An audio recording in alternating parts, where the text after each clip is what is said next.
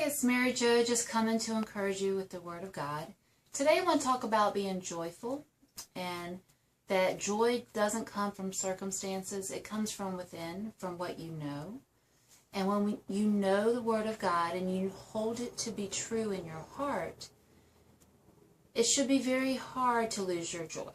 And I know, and it does happen, but you should be able to quickly renew your mind and bring you back to the eternal glory and the eternal value of your life with Jesus in heaven. So nothing on this earth should be able to keep you down for too long. That's why we're told to renew our mind in Romans 12:2. We have to, because we will battle that every day, all day. There's always going to be trials, always persecutions, always something happening. So I encourage you to make sure you stay in the Word of God so that you can know God's promises, because God is faithful. His Word is true. And if He says something, He's going to hold fast to it. And I want you to remember that your joy comes from hope in Him. If you turn to Romans 12:12, it tells us that. In Romans chapter 12, verse 12, it says, "Be joyful in hope, patient in affliction, and faithful in prayer." You know, joyful in the hope of His return and what He's told us, and that is true. You have to know that it's true.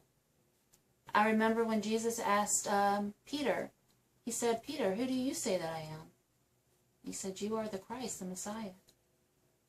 You have to know it for yourself, not your pastor or what someone has told you, but when you hold it in your heart for yourself and you truly believe it, it's a lot easier to renew your mind when those trials come and when those troubles come, because they will come.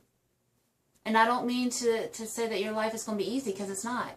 And if you're a Christian and you live out what this is telling you, then you will have trouble, you will have persecution. And that's why we are to go to church, so that we can surround ourselves with other believers to encourage each other to go back out.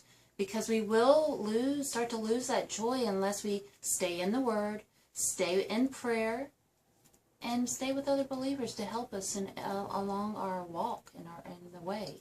So I just want to encourage you to never lose your joy.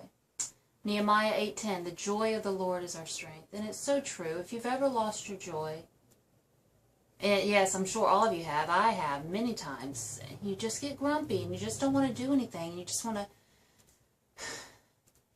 hang around the house. And what are we going to do? We are the living picture of Christ. We are His feet and His hands, and we are what people see to glorify His name. And I just want to encourage you today. That's all. So never lose your joy. God bless. And finish reading Romans chapter 12 to help you stay focused and stay encouraged in His Word. God bless.